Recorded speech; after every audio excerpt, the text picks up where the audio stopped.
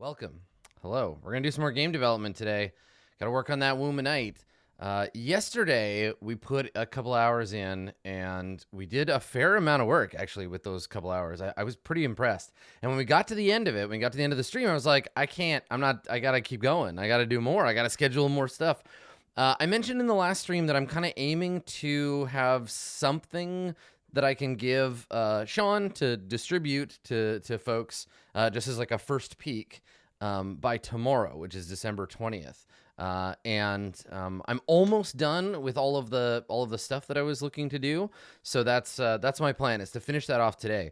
We're like 90% finished on the Demon of Riches, which we started working on yesterday, and we'll see how much time we have today. I've got another 2 hours slotted, and I want to finish the Demon of Riches, which means we need to figure out the demon's, what are they called? Your claims and the special abilities for the Demon of Riches.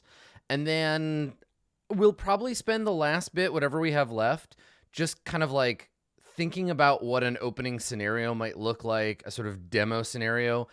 If you play tested Blades in the Dark at all, you're familiar with the kind of like crow's foot situation that it presents. Is you're like, if you can't decide what neighborhood you want to play in or what you want to do, here's the thing. It's Bazo Baz, and it's the red sashes, and it's you, and it's in crow's foot, and it's the opening scenario that we used for Bloodletters. So that's kind of what I would like to do. I find that to be really, really helpful, really, really useful, just to get an idea of what the universe looks like and kind of what you can do to begin your game. It's a really good example scenario, so I'd like to emulate what John did and put that together. If this is your first time watching this stream, it's gonna get weird. So what you can expect, we're working on a Blades in the Dark hack, a Forged in the Dark game called Womb of Night. Womb of Night is a game inspired by such exciting materials as heavy metal and cannabis and psychedelia from the late 70s to early 80s. So stoner rock, doom metal, this kind of like strange universe where wizards ride pterodactyls and cyborg warlords lead spaceships controlled by demons. So in this game, you are a crew of space weirdos who serve and empower your spaceship. Your spaceship is a demon. Demon and ship are one thing in this. Space travel is powered by the Sisterhood of the Navigatrix. They are a sisterhood of women who are able to tap in to the shoals and ways of the Star Sea, and they communicate that pathway to the demon ship, and the demon ship tears a hole in space and cruises across the star seas to carry you from place to place.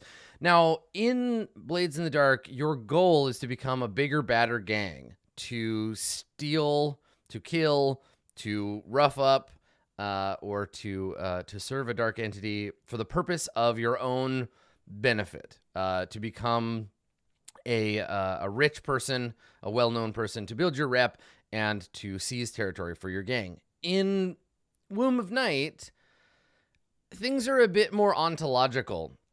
So your demon will have a type, right? It'll be a demon of riches, a demon of supplication, a demon of, what else did we decide? Riches, bloodshed, secrets, chaos, supplication, intoxication.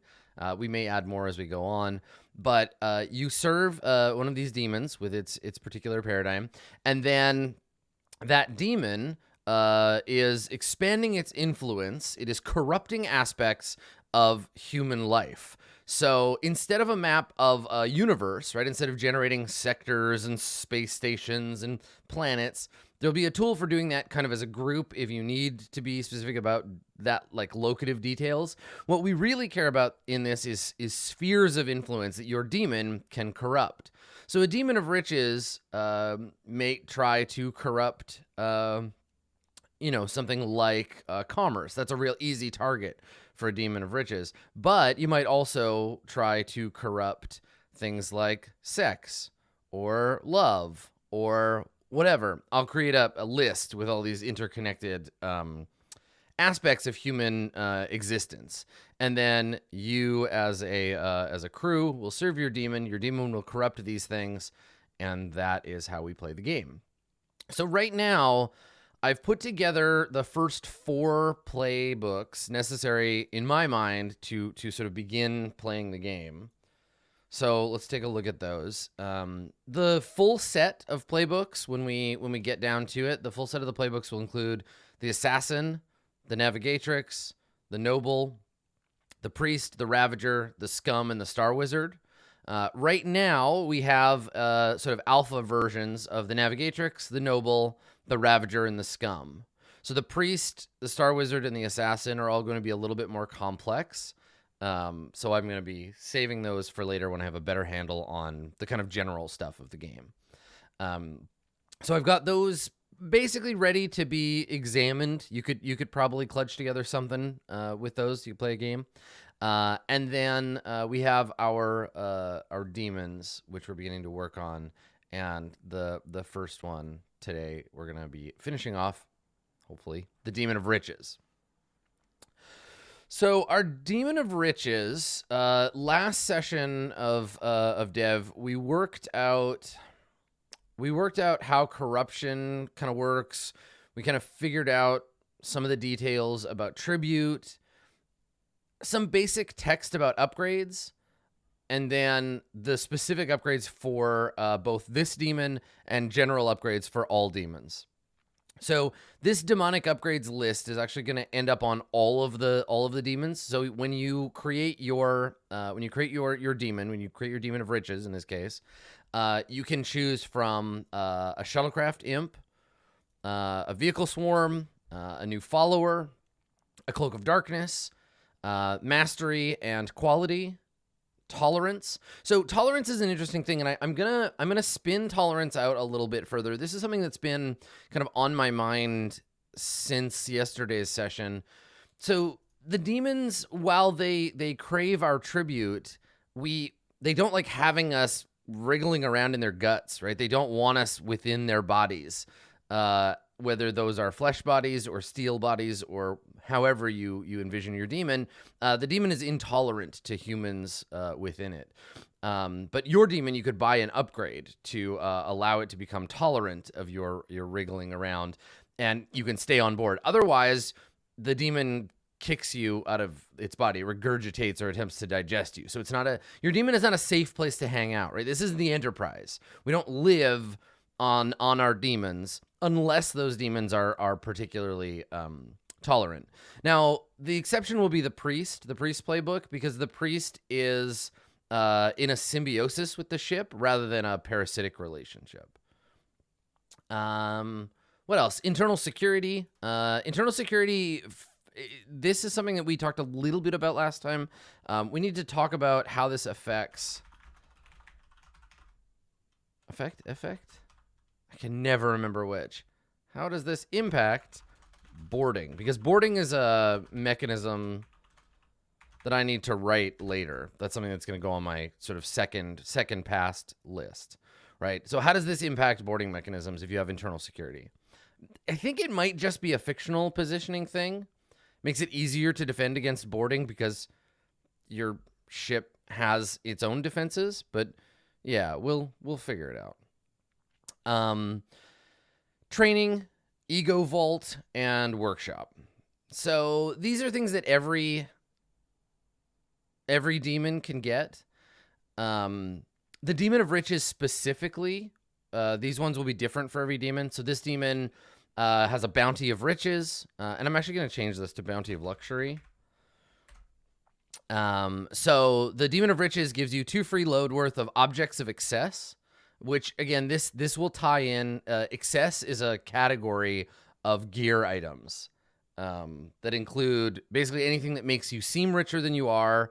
You're carrying around a bag of treasure, weird alien sex objects, etc. Right? So the idea here is that the Demon of Riches wants you to show off, and so you can buy 2 free load worth of objects of excess. You can have an upgrade from your demon that empowers you to pretend that you are a legitimate business, so you can work with legitimate or legitimate seeming businesses. And then you can get elite slime, elite agents, or you can be debauched, which gives you an extra trauma box. The types of gang in Womb of Night are agents, cultists, goons, slime, and technicians. So you can buy those. You can also create experts, including like an onboard chemist, replacement characters for playbooks you don't have. So if you want a Star Wizard on board, you can have them as an expert. If you don't have a Navigatrix as a PC, there has to be one on the ship. And I could envision someone playing this in between sessions if you're like, oh, I will become our Navigatrix for this session. But every ship has to have one, and so you have to buy one. This is a special thing for Womb of Night. We figured out edges and flaws for those characters. So we shuffled some of them around. We added some new ones for Womb of Night, including Straight Edge and Poser. And now we have to do claims and special abilities. And that will round out the kind of mechanical stuff that we need for our crew equivalent. So claims, I guess we also need starting upgrades, which I should make a note of. Don't let me forget, everybody. Don't let me forget to do this before I think I'm done. Okay, thank you. All right. So, claims in Blades in the Dark are they begin. You have a claim over your lair, which is to say the ship itself, the demon, and then they're a map, and we'll like insert the map later. This is a graphic thing. Claims map, but this is where we build the ship, right? So this is things we're adding onto the ship, or things that belong to the group, to the demon. So some stuff that shows up commonly would be like turf. And I gotta look and see. When I look over here, I'm looking at Blades. Let me see how turf is defined in this game. All right, here we go. So turf is a way to contribute to the crew's development. When you seize and hold territory, you establish a more stable basis for your rep. Each piece of turf represents an abstracted support for the crew. It's marked on your rep tracker. For each piece of turf you hold, increase the rep cost to develop by 1. If you have 2 turf, you need 10 rep to develop, yada, yada, yada. When you acquire turf, you expand the scope of your hunting grounds. Okay, so this is going to be tied to your demons, because our replacement for hunting grounds is your corruption. Okay, good. So this is perfect. Yeah, the ideological aspects you dominate are your turf. Exactly. Okay. So let me look at how it works in Blades. So it's on page 93, and then we'll adjust.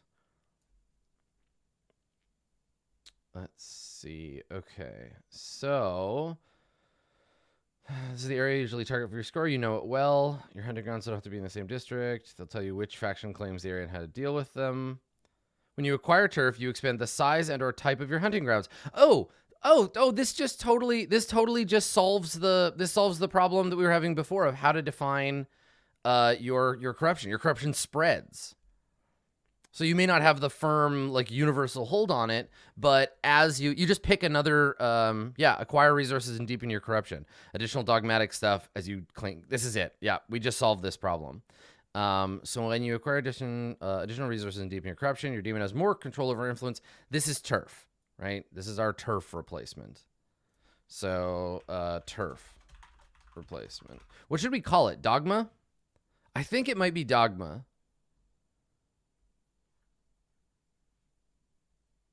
Because that's certainly a riches you can gain, right? Your demon's corruption spreads. Choose another domain.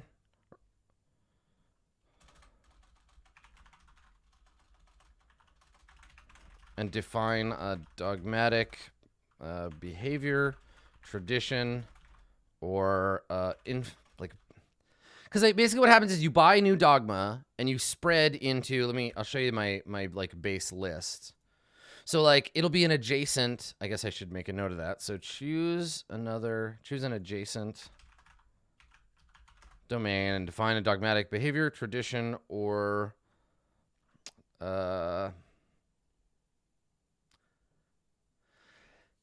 like ritual, like something basically like Christmas. You invent a holiday, you invent like a rule that we don't wear pink on Sundays, right?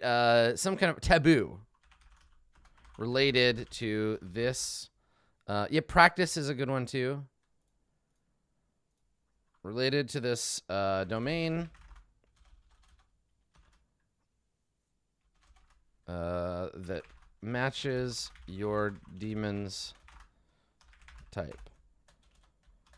For example, a demon of riches that expands from, let's see, that expands from government into punishment.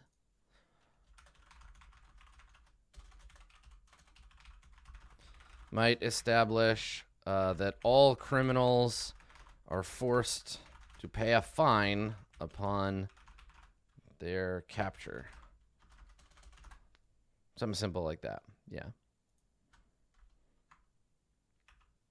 Yeah, and you only end up with 3 or 4 turf, and then you just like solidly attach to that turf, right? It's how deep a hold you have over it versus how broadly you spread out. So you buy Dogma. Dogma, this is our replacement for turf.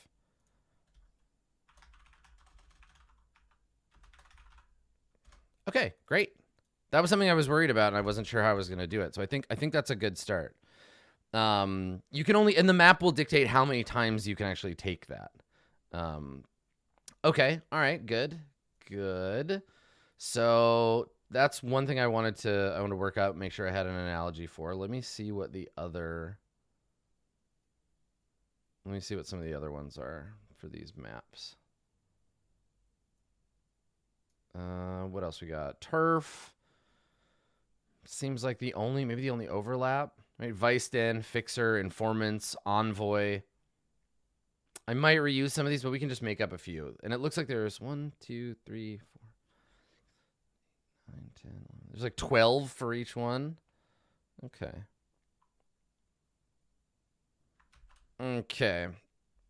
So what other things could a Demon of Riches have?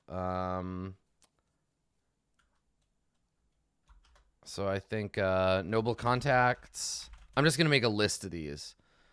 Noble contacts, bribery, fund, right?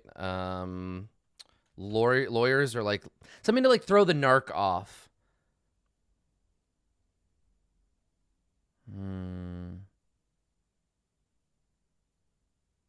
Yeah, like a pile of money. These all give you +1 dice to stuff or reduces heat. And they're like jobs that you have. So like a long con, right, that you're just running. Something about like cover ideas. Oh, straight identities, right? Like, I guess let's call them square identities. That's better. Okay. Cool. I like Envoy, right? +2 tribute. Like cultists in high places. So like Envoy or like noble contacts. Let's call this one cultists. But cultists is already barely using that. Let's call this I want it to be like an influential somebody who worships your demon in a position of influence. Like a bot politician or like someone like that. Like someone who is significant and who already is like on board with your plan. Who likes your demon from a distance. Useful idiot. Ooh, a convert. That's great. So important, significant, meaningful. Oh, Dragon Rain, that's so good. Influential sycophant. Thank you. That's perfect.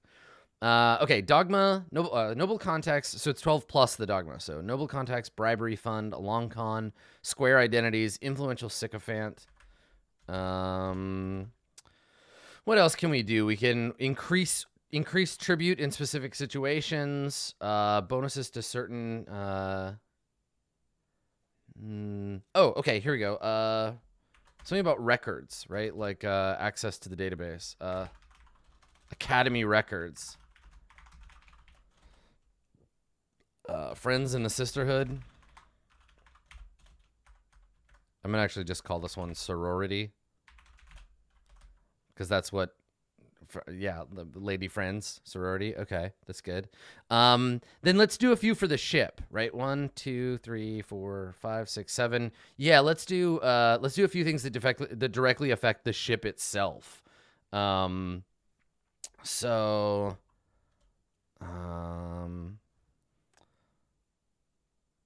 something about like a training facility for your envoys. Yeah, because these often will like add to downtime. So things like Vice Den. I like Vice Den actually, just as a thing like on board the ship. And then yeah, training rooms.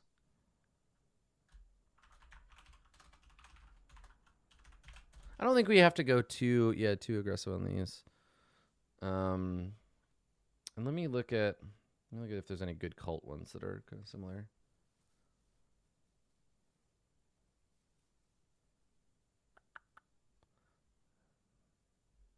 Yeah, you can heal, something to attune.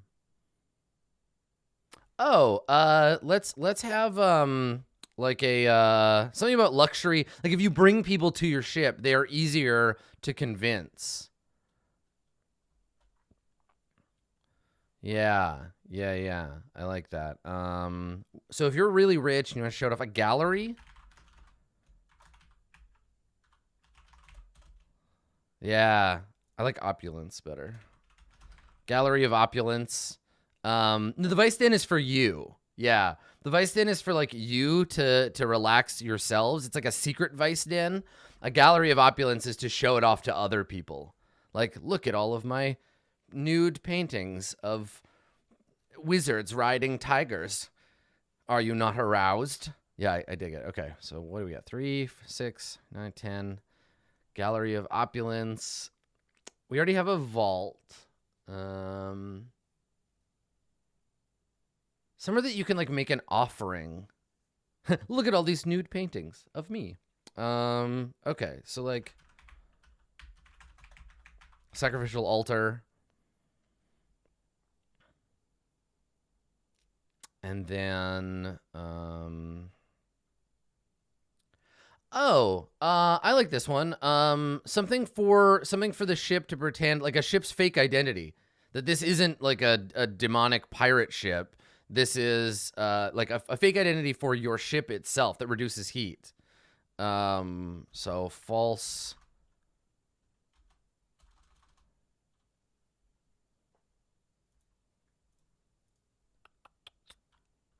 Like false face. Like front. False front, maybe? Front identity. Do I have identity? I have square identity. So let's see. Front identification. There you go. So like it's something for like pretending that your ship is something that it isn't. Okay. So let's describe these things. So noble contacts. This is just +1 dice to gather information for a score related to nobles, right?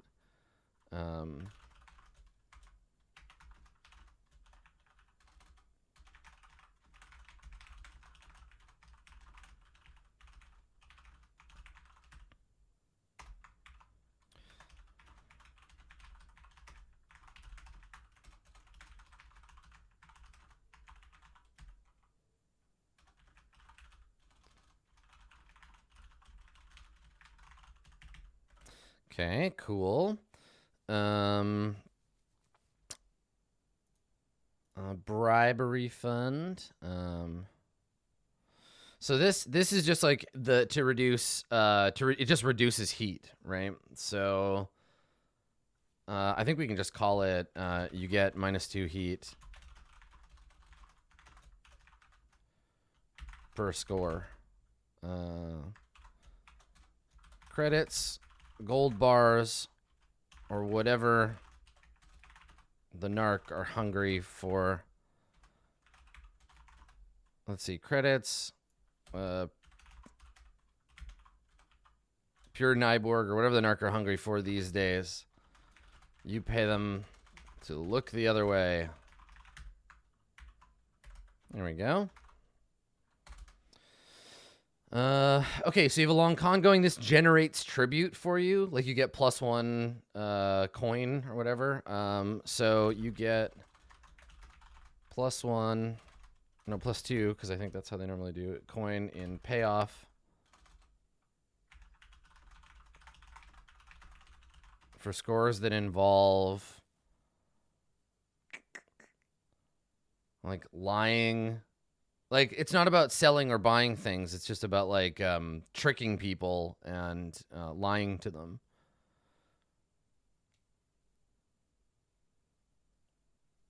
Yeah, sorry, it should be tribute there. No, there's only the one. I was just I'm copying off of the phrasing from another one.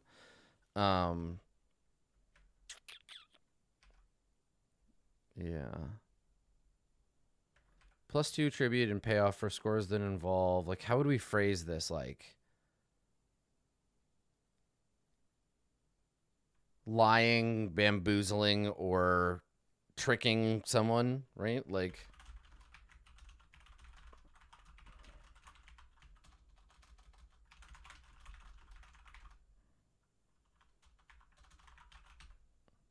yeah. Yeah. Ooh, swindling is a good word.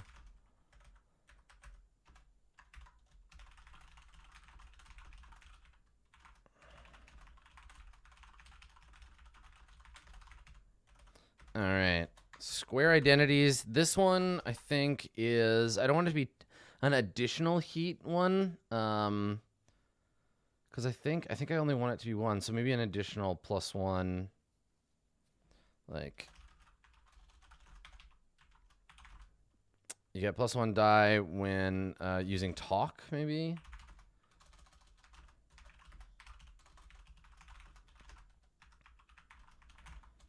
Talk rolls to influence.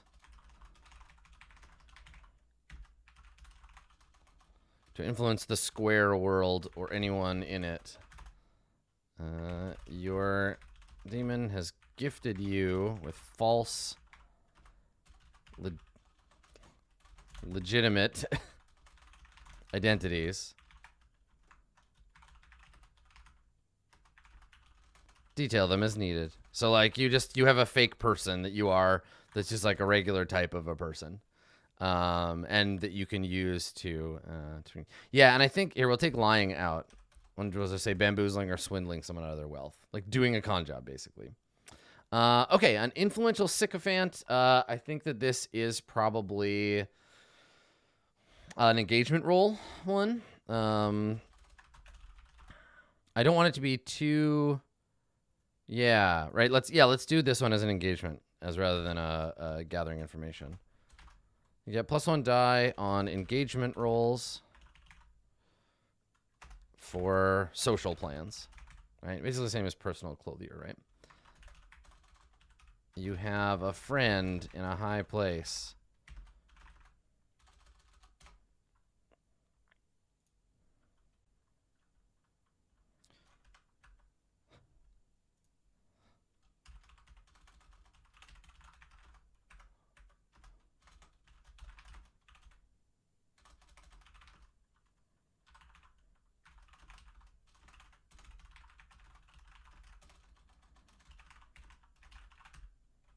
Okay, there we go. So there'll be somebody that can give you bonuses to that, and help you out with your engagement rolls. These are weird because they're also mechanical, and they're meant to be, but that's just kind of like, that's what we get. Okay. So we got a bonus to gather information, minus heat, plus tribute, plus talk rolls, +1 engagement roll for social plans. Academy records, and I think that one was like city. This was just kind of a copy of city records, right? So let's see what that one does and see if it looks good to me. Let's see. City records, I think, was the assassins one. Yeah, +1 die to engagement roll for stealth plans. Okay, so in this case, let's see, +1 die to. Let's do another engagement roll. So +1 die to the engagement roll. What are the types of plans?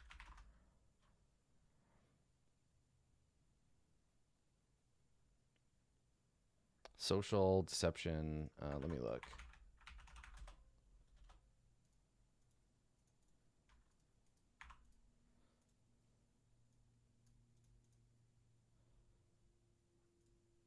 Assault, deception, stealth, occult, social, and transport. Oh, okay, cool. So let's say Academy records give you transport. Oh, that totally. +1 die for the engagement roll for transport, and stealth engagement rolls. It's transfer or stealth plans, right? You have access to shipping records and secret Academy maps. Yeah, you bought them from the Academy. Okay, that's perfect. That's good. And then a member of the Sisterhood can help you. I want this one to be something about, and I'll detail this one later once I have the system that goes to it. So like a benefit to the travel roll, whatever that looks like.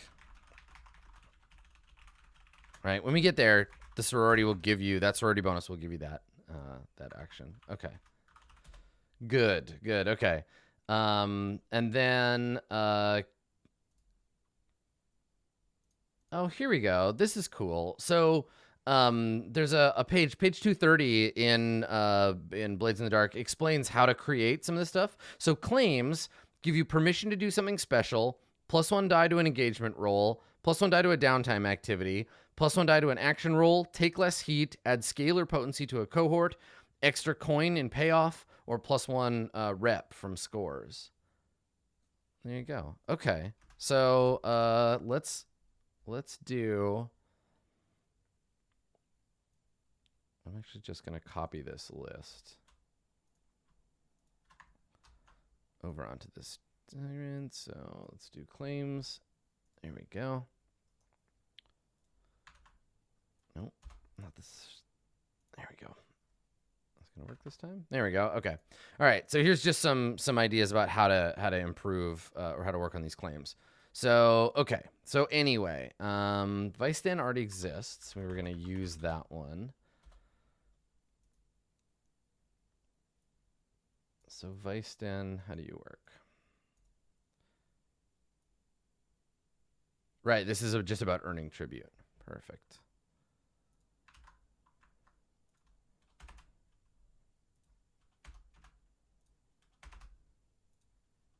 There we go. Okay.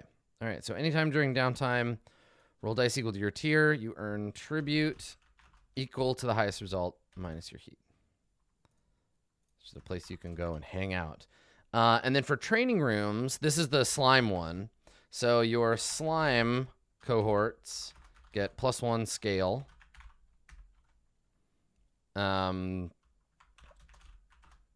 Your demons program of indoctrination and education makes better slime.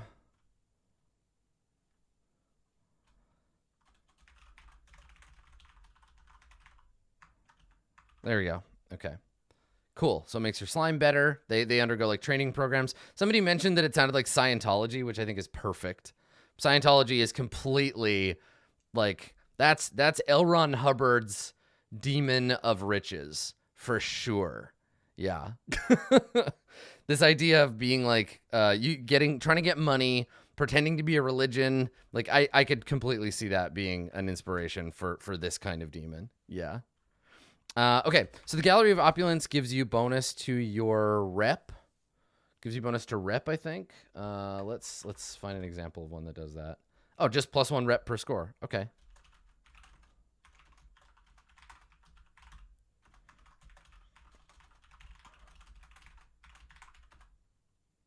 Your gallery contains art, music, and performance that would impress even the most hardened noble. There you go. Gallery of opulence. Okay, cool.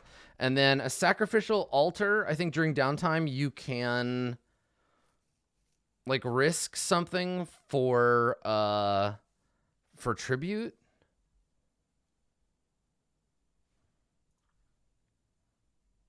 And also, yeah, cohort is follower. There we go. It's followers. Let's see.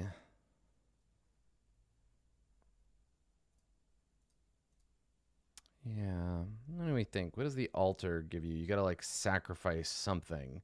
You like exchange something for tribute.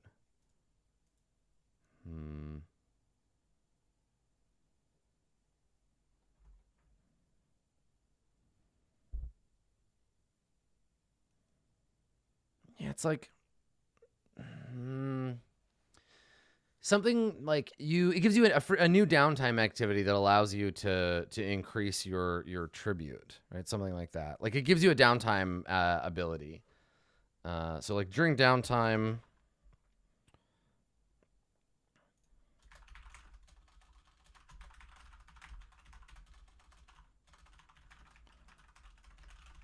as an action, you may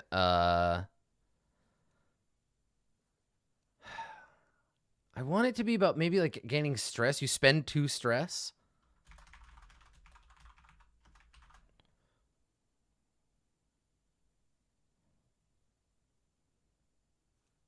Roll. Let's call this. I'm actually going to call this one Altar of Greed. So spend 2 stress and roll your. What's an action?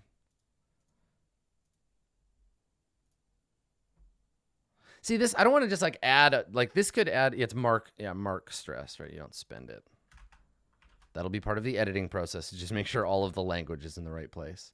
But we're not editing while we work. We're just fucking throwing shit together. So, okay, the actions in this are, oops.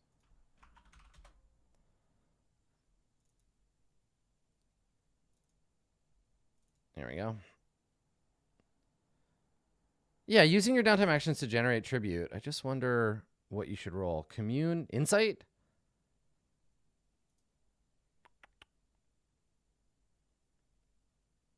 Yeah, I just wonder if this is too similar. Mark 2 stress and roll insight. Adding the highest result. Right? Because it's pretty similar to the other one we just did. Vice Den, right? You earn tribute.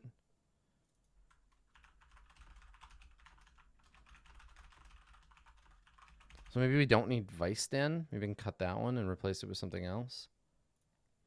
Because this is personal, and then this is, you get to do it once. I feel like these are too similar. And yeah, I think because I think it should be resolved. I think you're right. Earn tribute high equal to the highest result. So guess mark 2 stress to get between 1 and 6 tribute.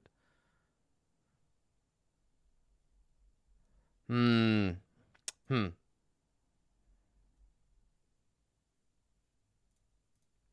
I don't know. Maybe I'll leave them both on there, and I'll decide later if I wanna keep them or get rid of them. All right, and then front identification. This one prevents. This is one that like reduces your, what is it called? Your entanglement.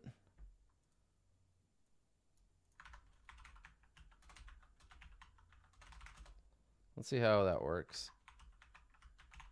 Because I want it to reduce or affect that. So After payoff in heat or determine the GM generates an entanglement for the crew. Find the column that matches their current heat level, then roll. Oh, just like your heat counts as being lower.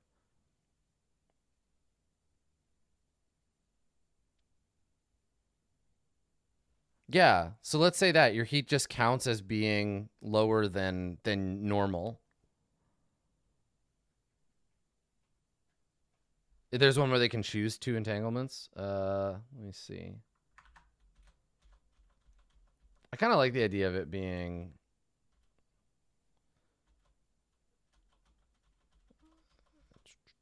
Yeah. So I'll have to figure those out when we get there too. Like what the entanglements are in this version of the game.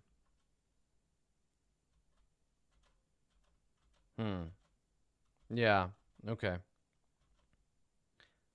Oh, it's called Slippery, and it's a special ability of shadows. Yeah, we'll look at that later. Okay, so front identification. When rolling for entanglement, your heat is counted as what? 2 less, 3 less. Oh no. Alexa, stop. I need to close the door on her when I do this. She's so fucking nosy. Okay, so there we go. Front identification. Good. Okay. So I think that should be, yeah, exactly. She works for the narc for sure. I think that should be enough to get us started. Obviously these are advancements. You're not going to get them. You're not going to get them all at the beginning. Let's work out the Demon of Riches special abilities. So special abilities for demons. Let's see here.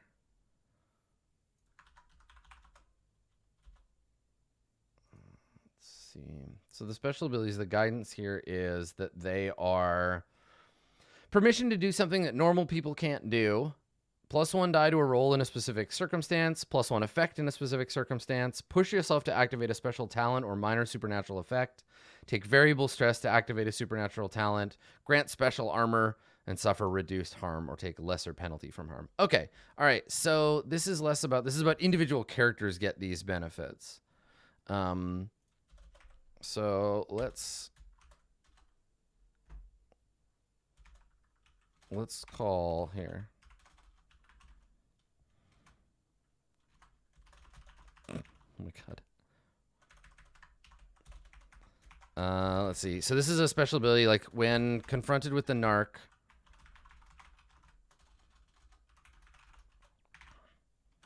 When confronted by the narc, you get a spend. You can push yourself or special armor. So expend your special armor to turn them away, to like get them to do something for you. To use your contacts, but you only get it once. To get them to look the other way or do something. Yeah, expend your special armor to have them look the other way, to convince them to look the other way.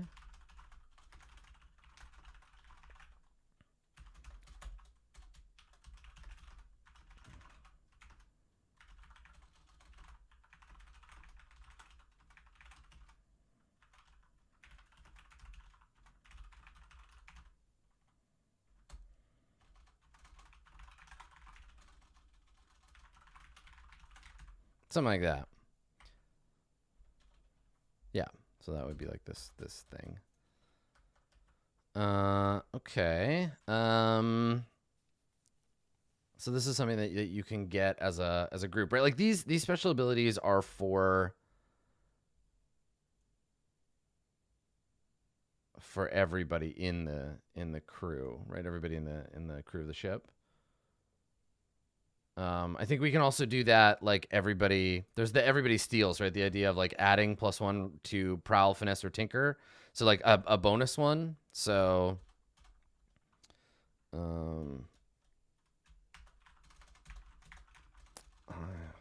eyes on the prize. Each PC may add +1 action rating to, and then the actions that I want to pick are scrutinize, operate, or talk.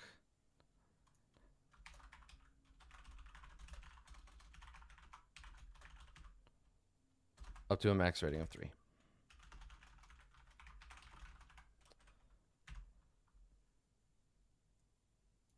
Okay, cool. So that's a pretty normal one.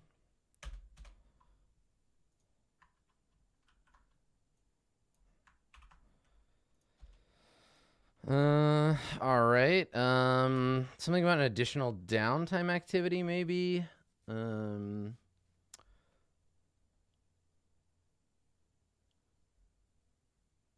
What other things can these guys do? People that are, they're there, they want to get money. They're there to get together and to pull jobs, either robbery or a con, or they're essentially like thieves.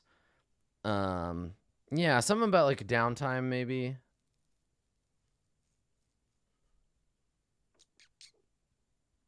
Oh, this is cool. Just passing through is a good one.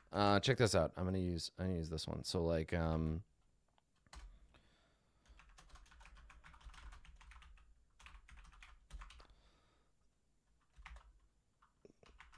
let's see. During downtime, take -1 heat.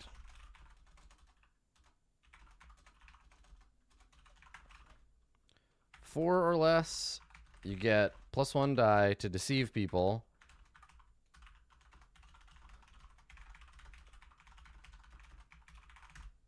I'm gonna have to explain what I mean when I say squares. But that's fine. I think that works. That's a good one. That's basically just a copy of Just Passing Through from the Smugglers. I know I always write deceive wrong too, obviously, as you just saw. Okay, so these guys are better at stress reduction. Something about their vice.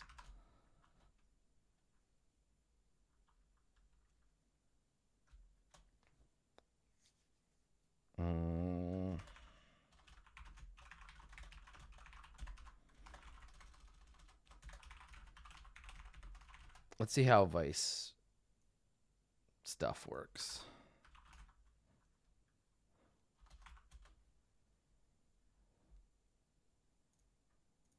So how do you, let's see, struggle with teaching from your vice or trauma.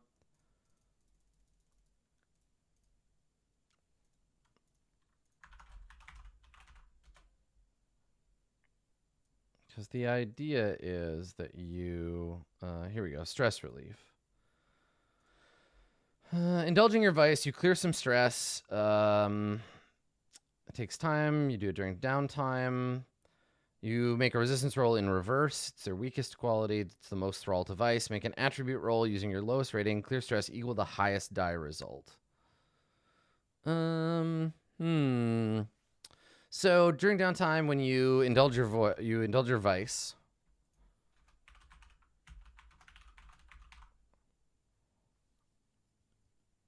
Oh no, you know what? Maybe there's one about ignoring your vice. Yeah,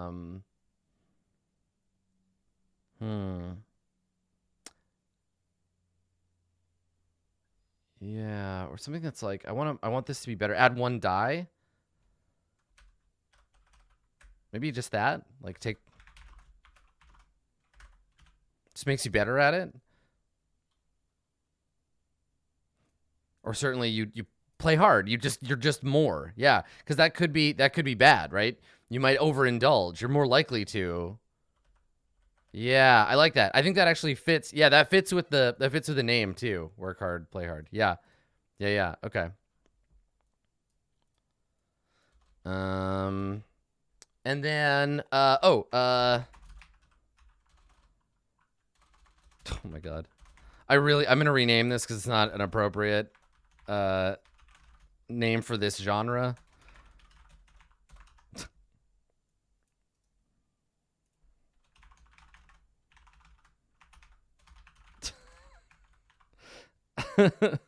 But when you do a flashback related to gear,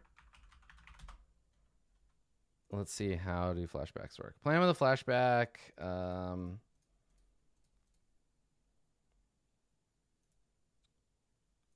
I basically want to give you a bonus to flashbacks that involve gear or material.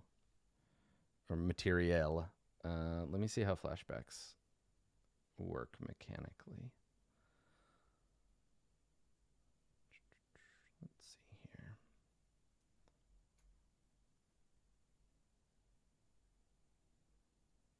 Is that what they're called? Yeah, flashbacks. Here we go. Examples of, limits of 133, 132. Okay. So a flashback. Here we go. You set a stress cost. And then after it's paid, it's an action handled like any other. Okay, perfect. So when you roll, when you take a flashback, when you invoke a flashback, that's what's called. Related to gear, money, or material, meaning this is the other one. Get +1 die. Right, you get +1 die. Okay. Cool. 1, 2, 3, 4, 5. How many do these special abilities do these usually have? How many do I need? I mean, obviously I'll come back and write more, and we'll cut some, and we'll go through an edit pass for this stuff, but this is all just alpha, throw stuff together and brainstorm. What's interesting about this pass on doing like game design is that you often just throw a bunch of stuff at the wall and you find other areas that you need to go and like fill in and figure out.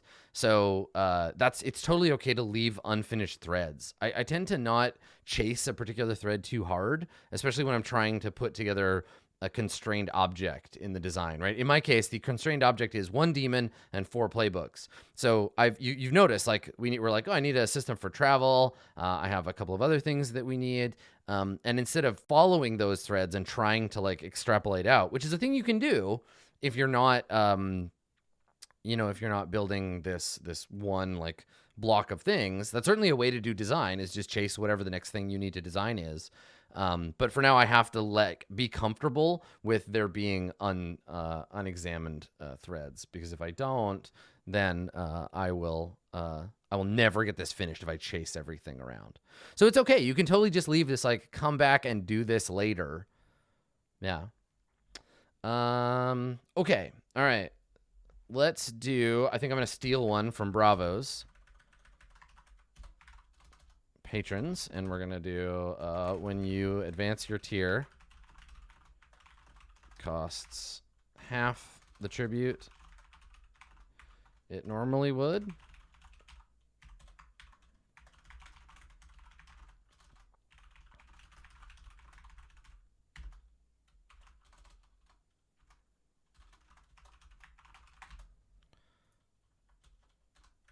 There we go. Okay. Cool.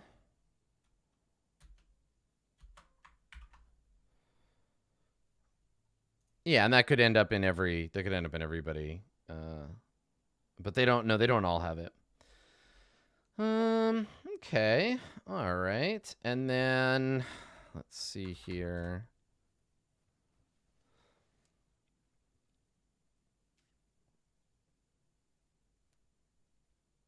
Yeah, these are, some of them people have Patreon. It's repeated, but yeah, and you can take abilities from others. Yeah. Here's a good one. Okay. I'm going to steal this one too.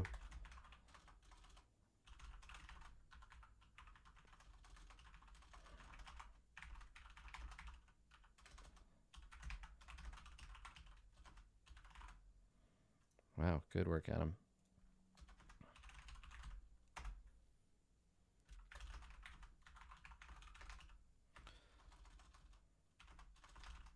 You can treat up to 3 plus 3 demon statuses. Stati you hold as if they are dogma.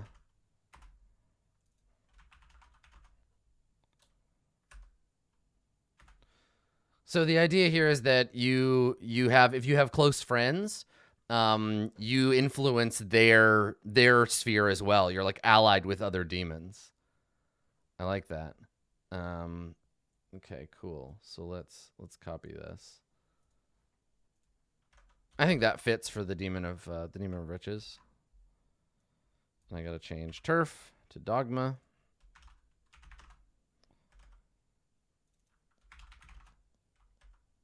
There we go. Perfect. All right. 3, 4, 7. So 1, 2, 3, 4, 5, 6, 7. Let's throw in one more.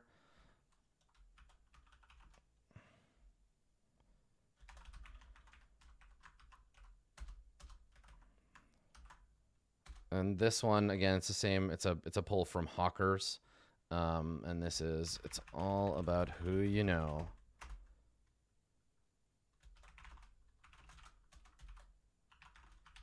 These guys are really good at reducing heat. That's why a lot of their abilities are like that, because they're good at faking. The Demon of Riches is like good at faking being just like a normal, like squares basically. Take -1 heat during downtime and +1 die to gather information about the nobility. Cool. Yeah, like if these guys are somewhere between like a cult and hawkers and smugglers, right? They're concerned with like fiscal gain. Which in a lot of ways makes them sort of one of the most traditional like bladesy like type demons. Later when we look at like the other demons, we'll get into the more weird stuff, right? So like the Demon of Secrets is way more like a cult. Way more like a cult for sure. Yeah. Same with Demon of Supplication as well. Bloodshed is going to be the most like bravos and assassins. Chaos, I think, will be the weirdest. I'm going to save this one for last. The weirdest and most fun. And then Intoxication. Yeah, I'm really looking forward to it. And we may come up with some additional demon types as we go. But yeah, I thought Riches would be a good start. Cool. I think we just got to pick what they start with. So each one will start with 2 upgrades. So let's start this one with, by default, I want the most kind of neutral ones. A Gallery of Opulence, I think, is the one of the starting upgrades.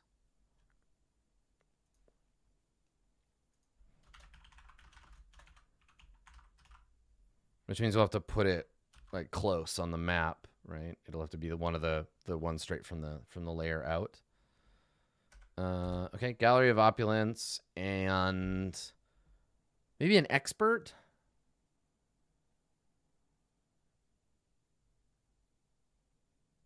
Right? Like Follower,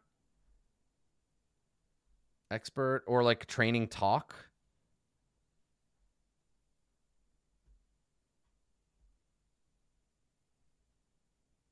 So they get bonus XP for talking. Let's do that. I'm going to do... oh, yeah. Actually, no, that's a good point. Quality is probably better. Yeah.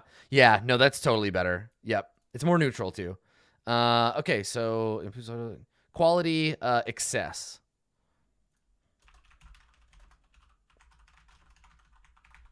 Perfect. A Gallery of Opulence and your Objects of Excess are better, and that's default for all Demons of Riches. Nice. Okay, we have a demon. And then a lot of this I'll be able to cut and paste into the other demons and then retailor them. Sick. Okay, so let's go look at my... let's look at my... what do we need? And update it. All right, we have at least one demon. We did it. And it's the Demon of Riches. Okay, so when I'm talking about like a core scenario, I'm going to try to find the thing that I'm referring to.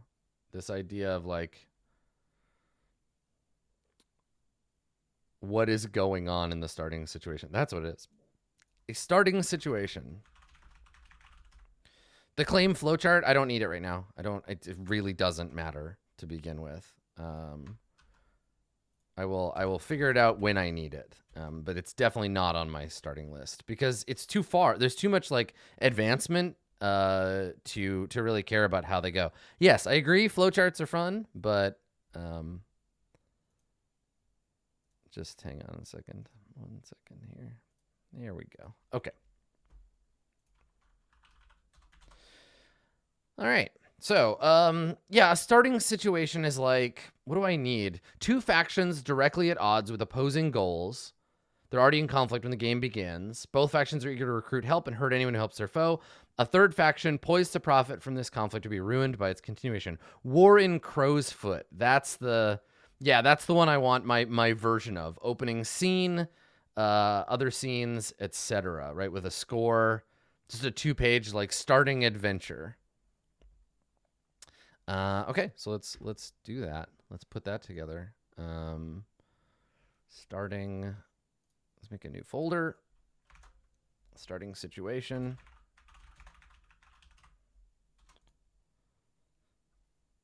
Okay.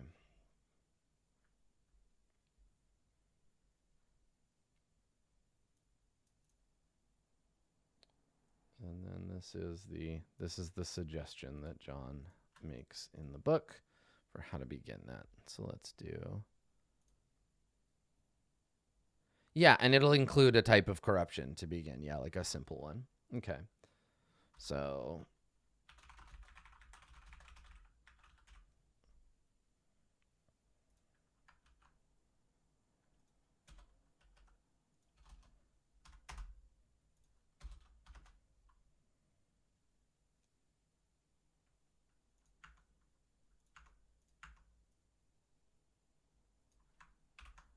okay.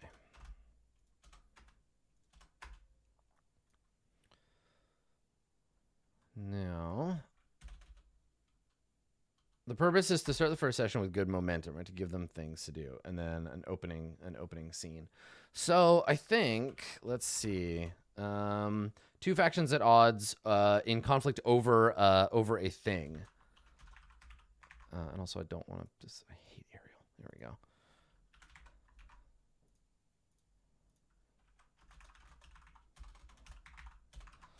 All right. So the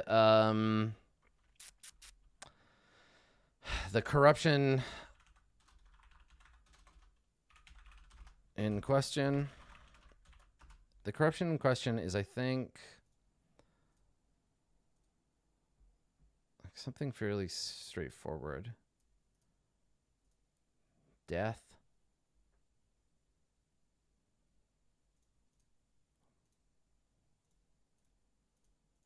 Trade. What can we start with here? I mean, death is a simple one.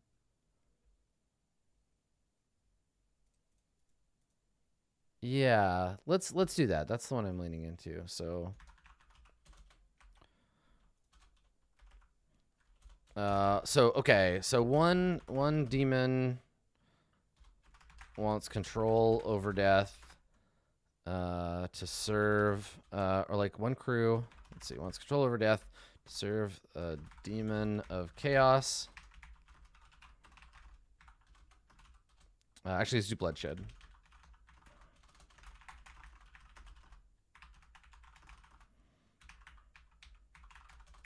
They're a gang of ravagers and marauders who want death to be a violent celebration. A second crew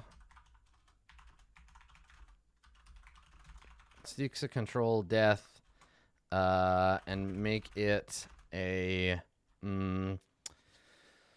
let's see. So there's a demon of bloodshed who wants to be like, yeah, death is rad. Let's like instill a sense of glorious death in people. We want bloodshed and terror. Death should be something that we kill people for no reason because death for its own sake is glorious.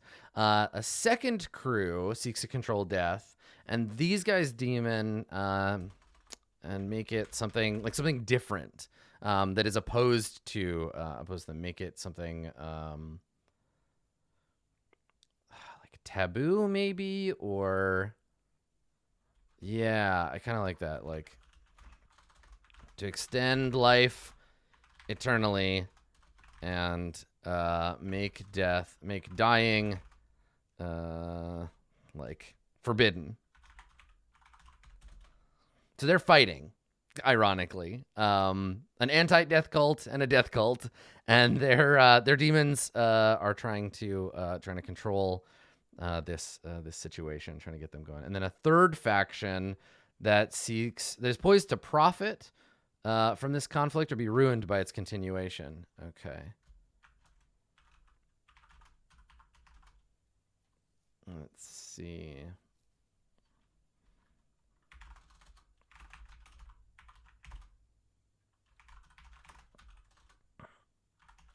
The third crew serves a secrets demon. They benefit.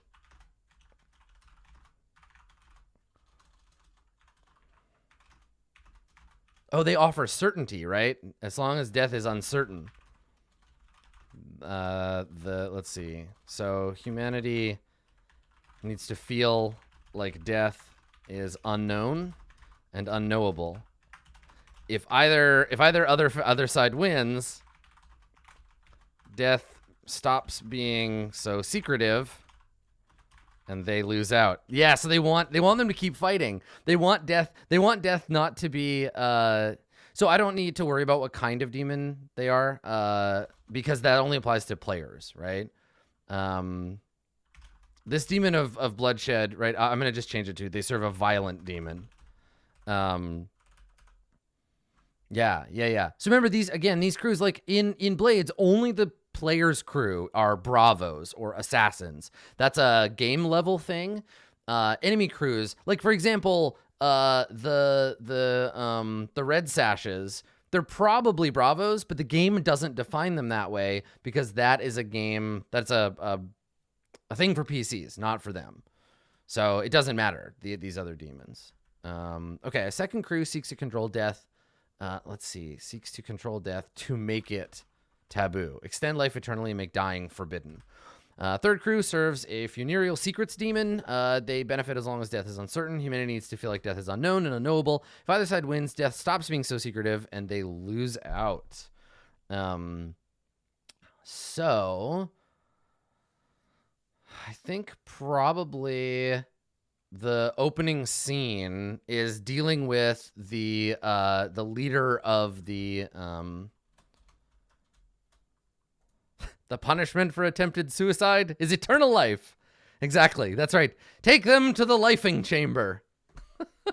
That would be awesome. That'd be a demon that would have control over death and punishment, right?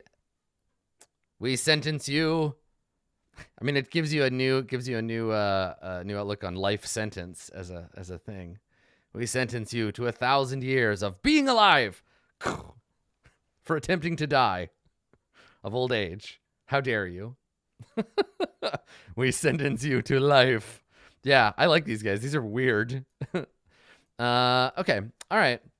So, let's see. Opening scene would be like the PCs are in the hands of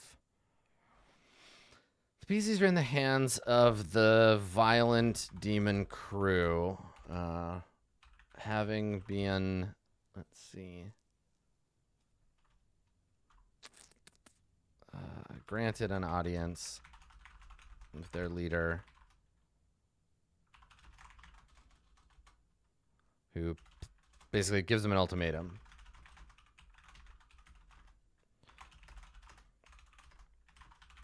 Will they join and fight for their bloody idea of death? Or are they weak cowards who wish to live? Yeah. So it's like, how do you deal with like, what do you do? You're in. This is very much a Thunderdome type situation. The violence demon is all about spikes and blood and motorcycles. Meh. Chainsaws and shit. They're guar in demon spaceship form. Yeah. Okay.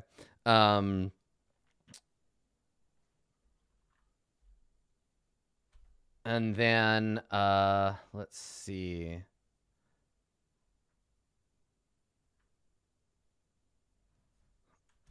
If the PCs decide to go along with the violence cult, then they have a then it has a job for them. If they oppose it, they're given a warning that they better leave death alone.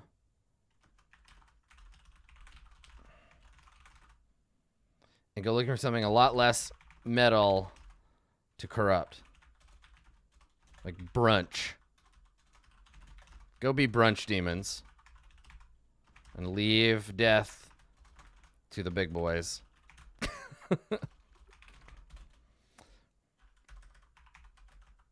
Okay, and then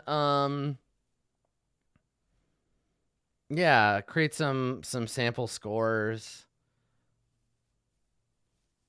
Okay, all right, I like this. Okay, so let's do a couple of scores for these rival factions. So score 1.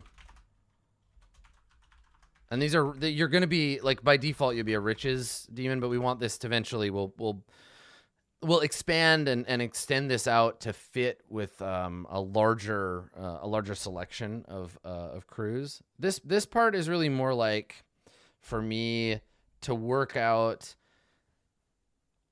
what I want people to start with when we get to the playtest. This is the thing that I only really need to kind of loosely do because I'm gonna have to come back and add flavor to it that will flavor the rest of the universe, because so much of Blades, and like maybe the most like important part of this game is going to be using the poetry layer to inform people about what this game is about, how to capture that tone of heavy metal, psychedelic, science fantasy that I want through little bits and pieces, right? Like this cult, this violent demon cult, this guar cult, they are one way for me to illustrate what the world is made of. But in the same way, the demon crew that wants to make life like last forever, that's another thing I have to be able to instill in the game. So this is the very first step. This is us dipping our toe into things like that. And we've had little echoes throughout, right? Like the Narc. That's one of those things. The Sisterhood, the entire section where we put together the character elements, right? The heritage and backgrounds. This is all deep character stuff, right? This is universe stuff. And I think that it's important. And that for me is going to be like end of the beta stuff where I really try to refine what the universe is like. So in a way, like I almost feel like, I guess this is something that I do feel like I need to instill some of that in the players, but to keep in mind that it's all still very fluid, and that what this situation looks like now might change as I get a better idea or a deeper understanding of the universe in my head. So okay, let's look at some options for scores. So one of the factions offers you a job, and one of the factions comes to you and says, "We want you to go after a rival." What could they do to undermine their rivals? What would be a job that you would get, like?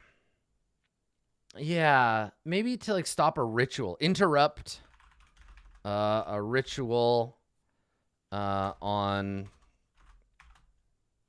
a significant world, a significant populated world in celebration of their rituals or of their rivals' dogma regarding death. So just go and interrupt their ritual, like embarrass them, etc. This job is worth 10 tribute, of which the PCs, I guess we'll say you can keep. This job is worth 10 tribute. You can have 2. Yeah, one of the demons offers you a job. Demons and factions are interchangeable here. Yeah, you can have 2.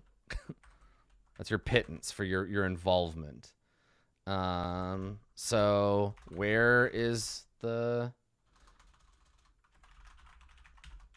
taking place? Is it public or secret? Who can give you more information about the details? What's your plan? Provide, I guess, information about it. Give me more information. What's your plan? Provide the detail. Engagement roll, cut to the action, right? So the idea here is that there is a ritual, and if you choose to side with the violent demon, you're going to go interrupt an eternal life extension ritual, probably on like a beautiful, like highfalutin noble planet. If you join up with the second crew that wants to make death taboo, then you're going to be interrupting the fucking blood bowl, right? There's going to be, you have to interrupt a fountain of bodily fluids and terror. If you serve the funereal secrets demon, you could be going up against either of them. Yeah, I like it. And I think in terms of size, these two are probably similar tier, and then this one is smaller, but these two don't know about them. So if you're tier 0, these guys are probably tier 2. Right. And then I imagine the funereal secrets demon, these guys are tier 1. The easiest to knock over, right? But also the best ally. Yeah. Well, so if the jobs are obtained from other demon cults, how does that interact with the party's own demon's objectives? You serve, like, your demon isn't, the demon isn't conscious. You don't talk to it. It just wants things. The priest can talk to it, but your demon can't give you jobs. No demon can. Demons don't speak to us. That's why we need priests, sort of. But even then, the priests are mostly just making that shit up based on like getting high and having weird dreams. Demons don't, they don't speak or communicate. They impel us. They're like, they're just like weird organisms we found in space, and they allow us to time travel, and they become more powerful when we give them tribute. We don't fully understand them, and they definitely don't talk to us. Yeah, they don't think the way we do, if they think at all. They could just be like desire vortices. Yeah. Okay, so one of the demons offers you a job, interrupt a ritual in a semi-populous world. The reason you would ally with someone is that you mix and match your dogma with them, right? Your GM in this game is going to have to create a culture that is affected by the various powers.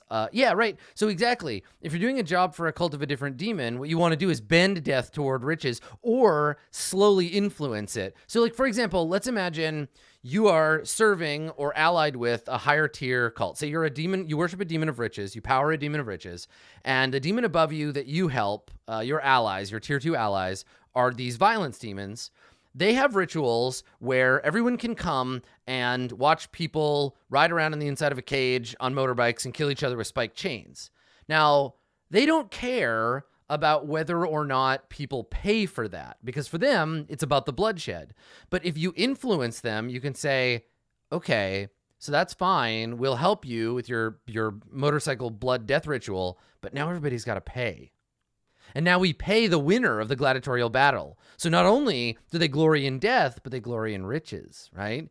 The death has a cost. That if you kill someone, money is involved. And so you're starting to slowly influence that. And all the while you're siphoning off that literal money. You're paying tribute to your demon, and the demon is making your life more deluxe and luxurious, right? So it's about these gradients of ontological influence or metaphysical influence on the world. Yeah. So you're trying to corrupt concepts, but undermine other demons to create a sort of human experience where all human experience is affected by demons. Now, the opposition to that is the narc, right? Where the narc want human experience to be exactly the same for everyone and with only one single paradigm. Fuck, the narc are like the technocracy. Holy shit. The narc are the technocracy, and the demons are like coteries serving the fucking various traditions. There's a big mage parallel here I totally didn't see before. Oh, that completely makes sense why I was thinking about that. It's a little bit Nobilis too, right? Like if you've read or played Nobilis, in Nobilis you play powers that serve a concept, a word. And I guess like the archangels or high demons or whatever in Nomine.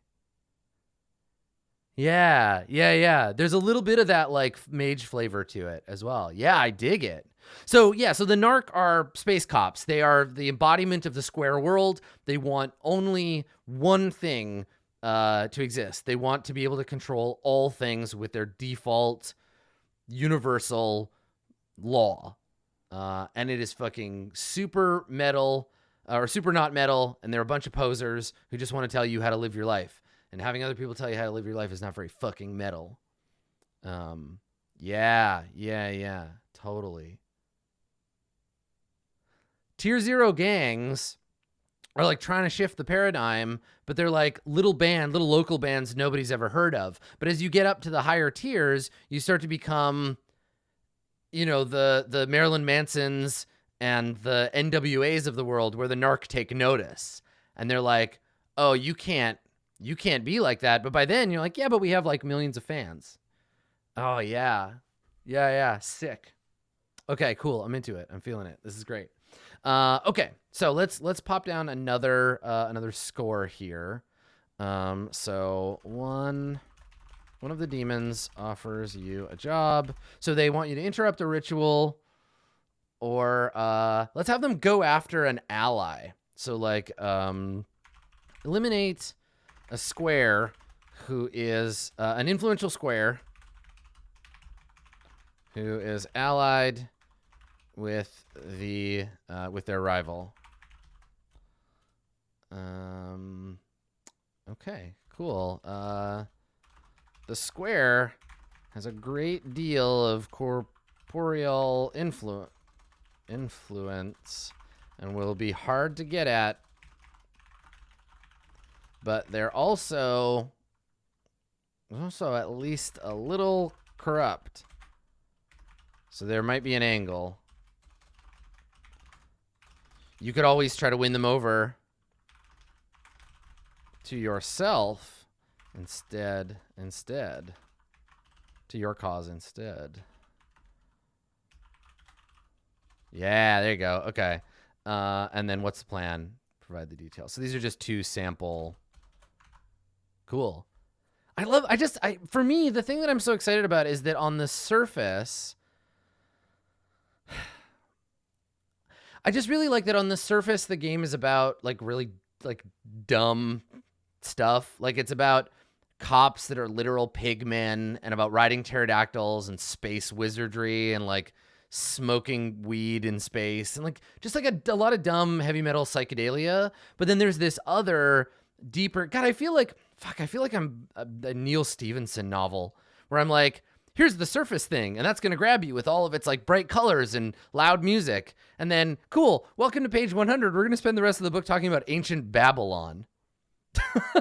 Right? Where it's actually about, yeah, right? Couching social more exploration in absurdity. Yeah, I kind of love it. I'm sort of like, I don't know, I'm feeling really excited about both aspects of that. Both the like, hey, I love heavy metal in space, and then also I really like the the deeper kind of like we're creating a universe, right? We're fighting over death, but then also it's also that kind of like stoner conversation thing where you're just like, yeah, man, what if like heavy metal could just like change the way people think about death? Whoa. Right? Yeah. What if death just like didn't exist? I love it. It's so good. It's so good. And yeah, it's true. It's true. It's a game about memes in a literary postmodern sense. That's a good observation, Tris. I want this game to both be an absurd, boneheaded celebration of heavy metal and also an analysis of the way that culture affects behavior. Yep. Not an ambitious design at all, though. It's just like stoner stuff with airbrush paintings. Okay. Cool. I don't need to worry about other options. Let's see. Expand with other options. And then the series, I don't really need to worry about, right? What I want for the playtest is this. Just like do this shit. So I'm going to need to think about what I want to name these things and give them a little flavor. But expand with other options. But this is basically all I wanted, was to set up this early thing that explained to you kind of what the universe is about. You're a crew that serves a demon of riches. Make characters, choose your advancements, and then do a single score. So yeah, I think that's it. I think that's like the very, very raw, basic thing that I can take and I can turn over and say, okay, go fuck around with this, and I can get some initial feedback. So I'm gonna be doing any distribution of like playtest materials or whatever I expect through John and Sean, because this is still like functionally a part of the Blades in the Dark Kickstarter. But in the playtest phase, I want as many people to get their hands on this as possible. So don't worry if you didn't back the Kickstarter or whatever. I'll figure that out with Sean. I also would like to start working on like what this will end up looking like. I certainly don't have the talent to make it look cool myself. So that's something that we'll work out through those folks. Now we've got a little bit of time still. I got about another half an hour or so. Let's just hang out. And if you have questions about the design or anything, we can just hang out and chat about kind of what I envision for the future. What I'm thinking about for this game. So I know a lot of people asked me questions during the stream that I didn't get a chance to get to. But yeah, if you have a question about Womb of Night or kind of my thoughts on it, any of my inspirations or whatever, or if you have suggestions for inspirations, general design stuff is fine. Totally. We can just hang out for a half an hour and talk about stuff. Yeah, I'm into it. PDT said that the demon ships remind you of the Brood from Marvel. Yeah, I think the demon ship thing, the idea of the like the intelligent locus, the like place that is a person thing, like that's pretty deep seated in human culture across the board, right? Like the idea of the haunted house, right? Was it genius loci, right? The idea of the haunted house, the idea of possession, right, is a thing of places or objects. Yeah.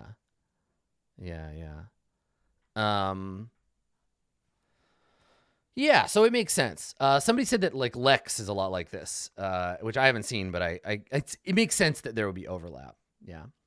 Do the demons have free will to move around on their own, or they need to be piloted? No, they don't free will on their own. No, totally. Yeah. No, they need us. They're basically just like entities in the weird, and I think they've been around forever, but only now have we like seized the ability to make them into physical form. They're like, thought viruses. They're memes, really. They're paradigmatic psycho entities that may or may not exist, but we have made them exist. Yeah, platonic meme viruses. I love it. Yeah. General rundown of the idea is that it is a game set deeply in the heavy metal aesthetic, in which you play the crew of a demon haunted ship, which has its own desires, and you serve the desires of that ship to corrupt the human experience, all the while dodging the pigmen of the narc who want to put you into their space jail. You are in competition with other demons who have their own ideas and their own crews about how the universe should be run, and the result is an ideological heavy metal battle for human existence. Or if I bring my favorite Chrome Viper quote. So let me get this straight. We could be flying in a demon ship, firing our space lasers, and smoking bongs while riding pterodactyls, all to fight over how people should fuck. Chrome Viper 2018. I love it. Yes, the answer is yes to that. Let's see. Talking about universe theming earlier, what are my biggest heavy metal influences? Sleep, obviously, I think is the biggest one. In terms of tone, but in terms of literal like stuff, Warp Riders, the album by The Sword, was what inspired this in the first place. The name Womb of Night comes to me from The Sword, but it's not actually their reference. It's a reference from a Shakespeare play. It's one of the ones that nobody cares about. Sorry, Shakespeare scholars. Yeah, Womb of Night is a reference from, like, let me see. Henry V? Let me find it. So the OG Womb of Night, of course, goes to Shakespeare. Now entertain conjecture of a time when creeping murmur and the pouring dark fills the wide vessel of the universe. From camp to camp, through the foul womb of night, the hum of either army stilly sounds, that the fixed sentinels almost receive the secret whispers of each other's watch. Womb of Night. So yeah, that's where that came from, and then I guess the Sword took it and put it in their lyrics. Let me find the lyric from that. Womb of Night. Let's see, The Sword. I can't remember what song it's in. I think it's actually in Warp Riders, like the song. Yeah. To make a fold in space and slip between the curves, sacrifice of the Sisterhood, to do for those they serve. To cross a universe in hyperspatial flight, we ride the warp of space into the womb of night. Aranos' daughter, Hermes' bride, mistress of the mysteries, upon the warp she rides, navigatrix of the star seas. You really have to read or listen to that song. It's so good. The whole album is just so fucking cool. Yeah, right? It's so good. So that, a big inspiration in that for me. And and that's kind of where that came from. Obviously, the whole stoner metal genre, a lot of doom metal, Electric Wizard, Dope Throne is a good one. There's lots of good Spotify playlists of like grungy, like doom metal that you can listen to. That's a big inspiration. But yeah, Warp Riders is definitely the starting point, which is funny because it's pretty like just hard rocky. It's not even all that metal. But then the Sword have never been all that metal to begin with. So we're not going to get into that. That's for the game, debating what is or is not metal. Yeah. So, let's see.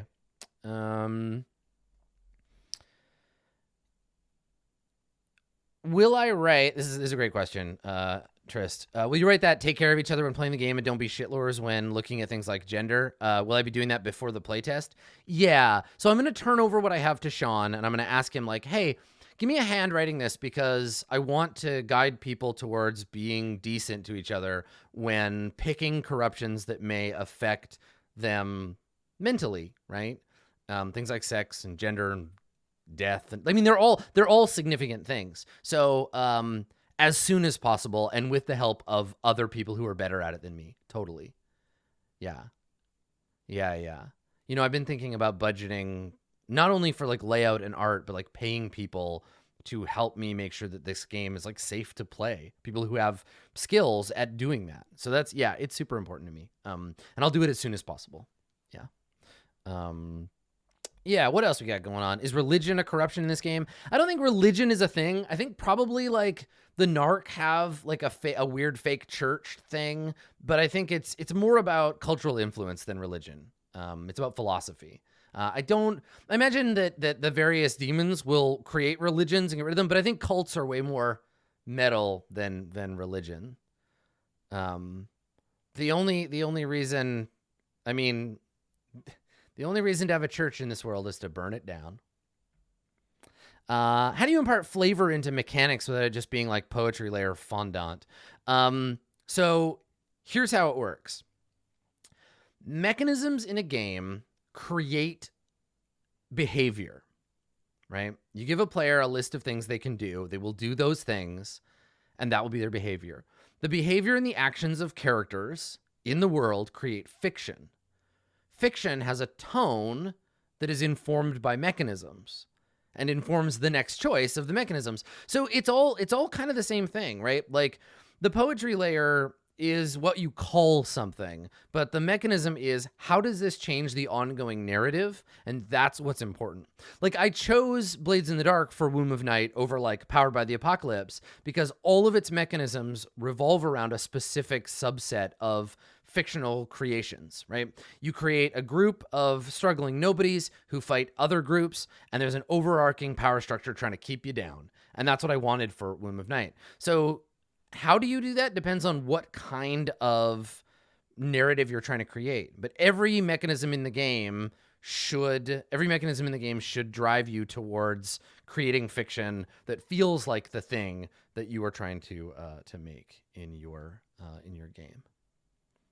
So it's a vague answer, but it's watching the behavior, watching what people do with your mechanisms. Yeah. Right. So trying to modify a game like Blades that has a really strong setting influence on the mechanisms. I mean, the setting of Blades, like I said, the real setting isn't like the red sashes and crow's foot and smoggy skies. Like that's all stuff that lets you imagine the world. The real setting is the fictive setting, the setting of like, what are the people in this universe doing? Which is why I think people attach to Dogs in the Vineyard so hard, because Dogs in the Vineyard isn't a game about Mormon paladin cowboys. That's like almost irrelevant. It's a game about people with authority. That's what Dogs is about. Dogs is about playing hyper-authoritative cops that get to go from place to place, solving problems according to some loose code that they get to override whenever the fuck they want. That's what Dogs is about, right? So that's something that that drives people to it. Yeah. So it's a thing, right? So I think that it's important to think about how do the mechanisms of the game at their default core level create gameplay, right? Okay, let's do an example. So Blades in the Dark's core kind of fictional tone is scrappy losers who can get away with things you wouldn't expect them to. The dice pool system allows that, right? If all you need is 1/6 to get away with anything, you can do anything. You can be Cantor Hague, right? Cantor worked great because I was willing to just be like, fuck it, I don't care how tough you are. I pull out my gun and I shoot you in your face. And everybody's like, that's crazy. But Cantor worked in Blades because the game systems let me be that guy. But when I failed hard. It's a game with characters who are at the bottom of a ladder, trying to make their way up, struggling on the streets, but being willing to take huge risks. Because that's how the game works. It's built for that. Apocalypse World is a game in which certainty and uncertainty interact to create fiction that has terrible momentum. And it's a game in which if you use the GMing tools like fronts, which you should because they're in the rules of the game, you will never get to accomplish everything you want to accomplish. And when you take one step forward, you'll be taking 4 steps maybe back, maybe in weird directions, but you can pursue your goals, but at the risk of letting the rest of the world carry on without you. It's a game of fictional momentum, and it's a game of fictional certainty or lack of certainty, right? And I mean by that, certainty in the moves, uncertainty everywhere else. So people underestimate this. In Apocalypse World and in Dungeon World, you can literally do anything that you want, right? So if you are a thief, right? If you're a thief in Dungeon World, you can say to the GM, I wave my hands around, I say the magic word, and I throw a fireball at my enemy. Now, if you don't have the cast a spell move and the fireball spell, all you're doing is giving up your certainty. You're saying, well, what happens when I do that? And then the GM makes a move, right? And their move might be, okay, well, you're mimicking that wizard you saw last week, and you're inevitably going to get some shit wrong. Are you willing to let this spell go kind of sideways? And you're like, cool, I didn't even know it was going to work, right? Like, I'm just guessing at it. I was trying to do the thing. So it's a balance of certainty and uncertainty. And if you want to get a really good handle on Apocalypse World and how it balances certainty and uncertainty, Sagas of the Icelanders, gendered moves are the 100% best example of that in all of the Powered by the Apocalypse games. It's elegant, it's aggressive, and it's very cool in that game, men fight and women talk. It's a game about traditional gender roles in the year 900 in Iceland. But what it is men have a move for fighting and women have a move for talking. Now, men can try and talk, but they have no control over the results. Women can try and fight, but they have no control over the results. So it's all just fictional positioning and then lack of certainty. And then the playbooks allow you to bend those rules. So like a shield maiden is a violation of that certainty because she's a woman who fights, right? So it does some really neat things with gender, and that's built into the rules, and that's how you impel understanding a topic fictionally in a game by using mechanisms. So read that game. If you want, it's so elegant. Gregor did such an amazing job. It's one of my favorite games. Go look at it in terms of that. And then a game like Dogs in the Vineyard is a game about authority by way of the core premise and by way of the GM prep, right? I think people undermine GM prep as a thing, or GM moves or GM like rules, because they just expect the GM to make shit up as they go. But so much of what a game is about is built into the GM's responsibilities and how they manage those responsibilities. Anyway, big long-winded answer. My goal is to create this dual experience with a game where on the surface, it is a game about cracking beers and, just like having a heavy metal time with your friends. But it's also about the ways in which cultural pressure, understood in this game as supernatural daemon thought forms, can exert influence over the way people behave in real life and our willingness to be corrupted by ideas, which is like pretty fucking lofty. But hey, like I said, I want this game to have one meaning when you play it straight and another meaning when you're reading the book and taking astral plane level bong rips. Yeah, it's pretty cool. JM Glover is asking, are there angels and stuff in the game to fight the demons? Or are they not a thing? If they are a thing, is the fallen angel type of demon, you can... No, there's no angels. No, this, like I said in the last session, this game has a very like 90s black metal scene understanding of demons, in the sense that like Satan is cool and totally real, and God is made up and something that your mom thinks is cool. And like, we don't see the dissonance there. Like, what's funny about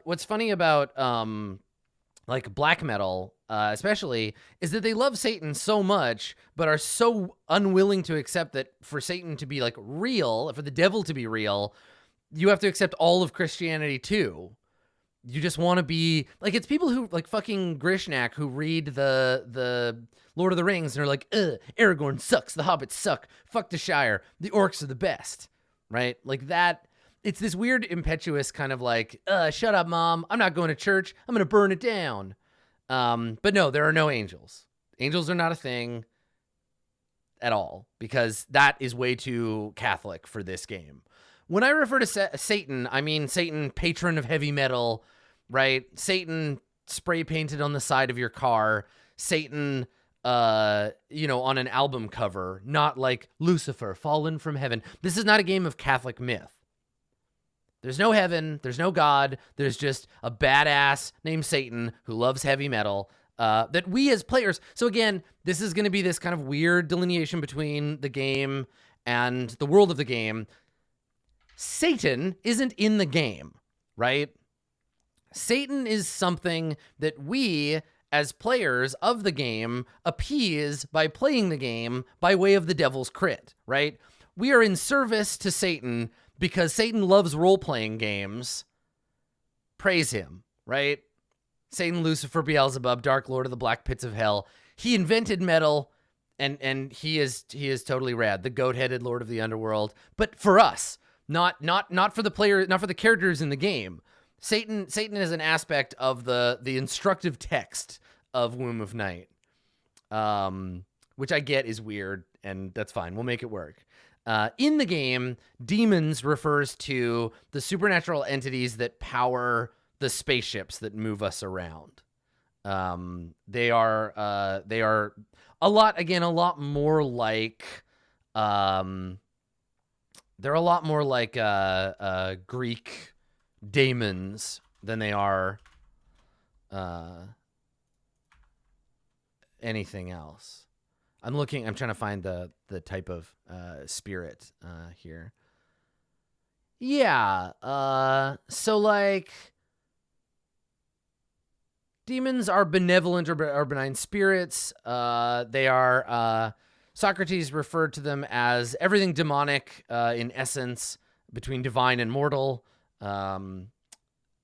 It's like an occult power, right? Plato referred to demons as an occult power that drives humans forward or acts against them. So incorporeal, pure actuality, like the sort of Platonic idea of the demon, is more true. But the fact is that we get to use both, right? Both terms. They're spiritual entities and like metaforms, but also for us, they're fucking demons, right? Servants of Satan, which is what's fun about it. Yeah. So there you go. Complexity under a layer of absurdity and childishness. And that I hope to be the experience of playing Womb of Night when it comes down to it. Cool. All right. Well, I think that's about all I need to do for today. My aim was to polish it off enough stuff for the 20th that I can pass along to Sean. Keep an eye out. I'm not sure what the next phase of design is going to be. I guess getting feedback on this, expanding on the existing playbooks, filling in, like maybe the travel system will be the next thing that I work on. Like how do we generate new places? And then we'll get into the nitty gritty of creating all the factions, building the universe, detailing the narc, and kind of working out that stuff as we go. Cool. I'm so excited. This is going to be fun. I can't wait until people start playing this game. I hope you will join me for that when we get around to it. But yeah, keep an eye out. Just follow me on Twitter. I'll tweet about it. We'll do all the dev stuff streaming here on the channel. And if you miss any of it, there's a playlist. There's a YouTube playlist of all my Womb of Night stuff. So cool. All right, everybody. Thanks for coming. I'm going to go. I will see you again next time for more Womb of Night game development. Bye.